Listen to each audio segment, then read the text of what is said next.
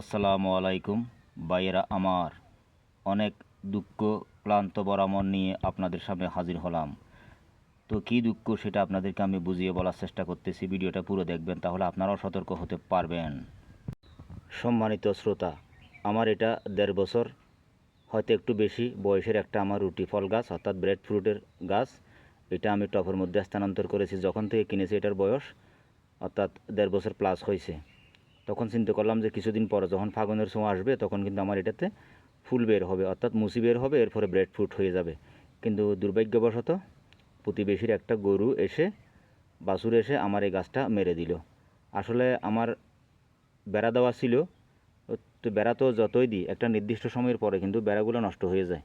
তো দ্বিতীয় পর্যায়ে আর বেড়াটা আমার দেওয়া হয়ে উঠলো না সময়ের কারণে। এই দেখেন, এটা হচ্ছে একেবারে আগার অংশ, দেখছেন মাথা খেয়ে ফেলেছে।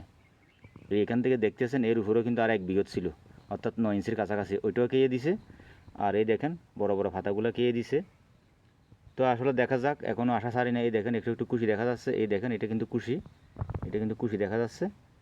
তো দুর্ভাগ্যক্রমে হয়তো এটা খেয়ে ফেলেছে। আবার যে ভাগ্য ভালো হয় তাহলে এটা কিন্তু আবার কুশি বের হবে, কুশির সাথে হয়তো আবার মুছে আসতেও পারে। সব কিছু আল্লাহর উপর ভরসা করে ছেড়ে দিলাম।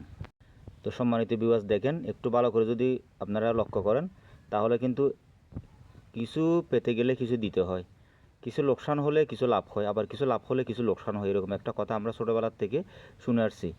তো ঠিক আছে, খেয়ে ফেলেছে প্রতিটা পাতার গোড়ার থেকে। এমন হইতে পারে আমার খেয়েছে 2 অংশ, হয়তো আমি আল্লাহর তরফ থেকে বরকত হিসেবে পেয়ে যাব আরও 5 অংশ। এটাই তো হইতে পারে, তাই না? কিন্তু মনে তো মানে না। তা আমার যতটুকু বিশ্বাস, এটা নতুন করে যখন খুশি ছাড়বে খুশির সাথে হয়তো মুসি বের হয়ে যাবে। ঠিক আছে?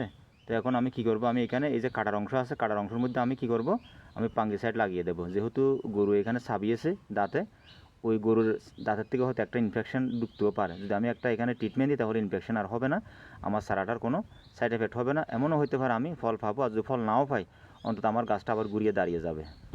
তো সম্মানিত ভিউয়ার্স, এই প্যাকেটটার থেকে আমি যাতে পাঙ্গাস আর ছত্রাক অ্যাটাক করতে না পারে, আমি গরুর সাবান অংশ একটু একটু করে আমি ট্রিটমেন্ট দেবো।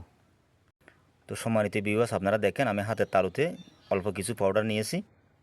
সম্মানিত ভিউয়ার্স, আমি লাগিয়ে দিচ্ছি, আপনারা দেখুন। এইভাবে কভার করে দেবেন, তাহলে আর কোনো ছত্রাক ফাঙ্গাস অ্যাটাক করবে না।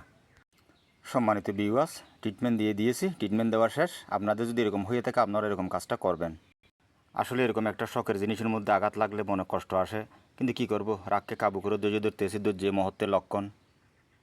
তো এই হচ্ছে কথা, ধৈর্য মহতের লক্ষণ। ভিডিওটা ভালো লাগলে লাইক করবেন, কমেন্ট করবেন, শেয়ার করবেন। আসসালামু আলাইকুম রহমতুল্লাহ বরকাতুহু। খুদা হাফেজ।